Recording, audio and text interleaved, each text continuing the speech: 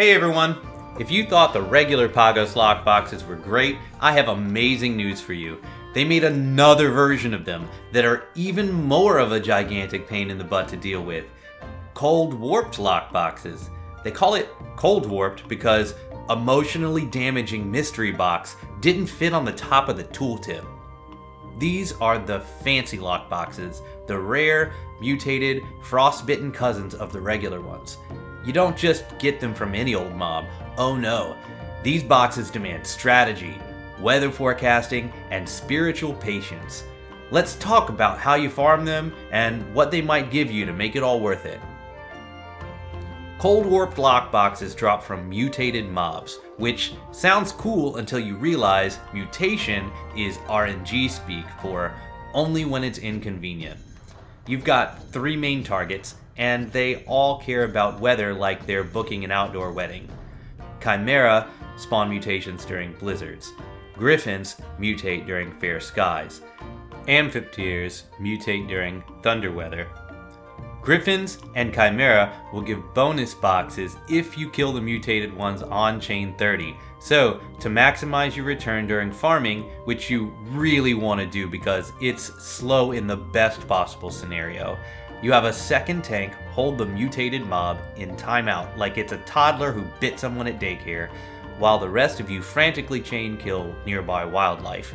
If you run out of the target mob nearby, kill other mobs just to maintain the chain. That's it.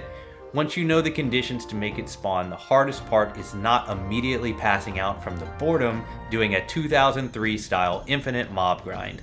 It's sweaty, it's snow-covered misery, and we do it all for the chance at something shiny.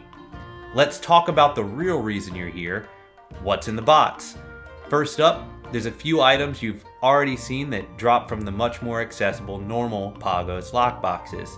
The most notable item you'll see repeated in these boxes is the wind-up Tarutaro, your tiny judging companion, still following you around like a passive-aggressive life coach. Also, every single loot pool in Eureka seems to have each flavor of battle materia, and these are no exception. Congratulations, you're now the proud owner of 87 more pieces of materia. They also throw in some cracked clusters, which are just materia that they force you to take an extra step to acquire before you stash them away forever. And finally, more Allagan platinum pieces. Technically money, emotionally lint. Now for the good stuff. First up, there's 2 more pieces of furniture to add to your Eureka-only apartment theme. The chainmail hanger is for all the adventurers who looked at their luxury apartment and thought, you know what this needs? Generic medieval body armor on a coat stand. It's armor, it's furniture, it's a weird mix of both. Perfect for your apartment, your FC house, or that one basement dungeon that no one talks about. Great for vibes. Even better for making your guests question your life choices. You can pair that bad boy up with a set of crossed halberds on the wall behind it to really make the room pop off. Is it wall decor? Is it a subtle threat to your FC mates? Yes. Stylish, deadly, impractical. Kind of like your fashion taste. They don't do damage, but they do make a statement. I probably main Dragoon, and I want everyone to know that even my walls are dramatic. Hang them in your entryway for maximum intimidation, or your bedroom for questionable reasons. Then explain none of it. Next, we find one of the most zone-appropriate and consistently lucrative items in all of Eureka Pagos: ballroom etiquette, insufficient petticoats, also known as the Shiver emote.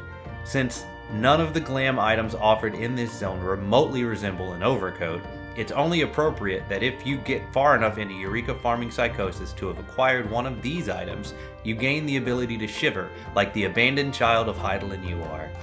Or, since these regularly sell each day for over 1 million gil, you may never open one at all, but you'll have to decide what's more important: gil or the ability to dramatically shame someone for asking you to stand in the snow holding pull time for the next notorious monster. Your call. Finally, the last item, which of course leads you on another wild goose chase that I milk by creating yet another video to follow this one, the golden Hakutaku eye. Here it is, a single shiny eye. Not creepy at all. This is one part of the infamous Hakutaku eye cluster, and by part I mean one of several ingredients.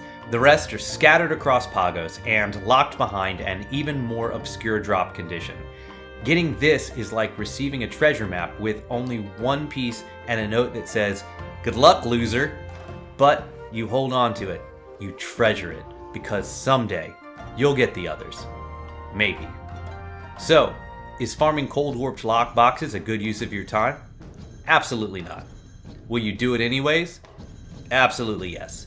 Because someday, in the middle of a blizzard, while a second tank kite dances with a mutated chimera and your party's screaming about chain timers, you'll get a drop. Maybe it's an emote. Maybe it's a furniture. Maybe it's that one golden eyeball that's going to haunt you until you get the rest. But you'll open that box, you'll smile, and you'll say, "Okay, one more chain." Like and subscribe if you've ever stared at a mutated chimera mid-blizzard and thought, "Yes, this is how I wanted to spend my Saturday." Or don't, and I'll personally send the wind-up Tarotaro to appear in every screenshot you take for the next 2 weeks.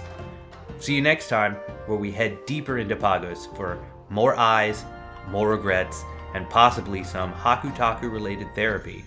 See ya out there!